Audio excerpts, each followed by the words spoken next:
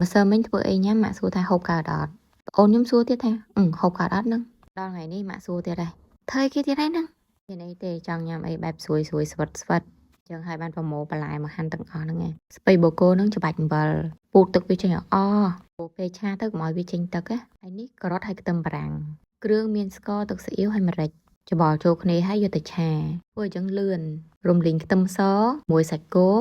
រំលីងវាចូលគ្នាមកស្ទុះហើយចាក់បន្លែឆាចូលគ្នាម៉ាយ៉ាណេសនេះឃើញក្នុងទូសបន្តិចហ្នឹងសាកយកមកដាក់កូរចូលគ្នាមកឆ្ងាញ់អត់ឆ្ងាញ់តាពុតឆាមិនឆ្ងាញ់ហើយតែមិនអស់ចិត្តថាចង់ញ៉ាំអីស្រួយស្រួយស្អិតស្អិតទៅក៏វិចជាមួយនឹងសបកណែមហើយយកមកចៀនថ្ងៃនេះខ្លាញ់ពេញទំហឹងហ្មងស្រួយខ្ញោកហ្មងណាស្រួយតែពេលក្តៅក្តៅទេនេះបងមើលញ៉ាំឃើញស្វិតអត់តែពិតខ្ញុំដូចតែឆាបន្លែញ៉ាំទេហើយយើងចង់បានលក្ខណៈខាំទៅស្រួយស្រួយចែកអញ្ចឹងហើយមានតែខ្ចប់ហើយចៀនហើយមើលក្មួយខ្ញុំស្នាមសោចបាយ